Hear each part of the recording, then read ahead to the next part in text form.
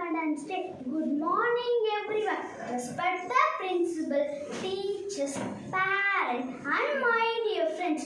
Today, I am very happy to stand here and speak a few lines about Independence Day. Independence Day on 15th August. On this day in 1947, our country got freed. British rule. It is a very important day of history of India. Our great freedom fighters like Mahatma Gandhi, Bhagavad Singh, Subhash Chandra, Jawaharlal Nehru got brave to make India free. Because of the sacrifice we are living in an independent country today, we should always remember the thankful to them.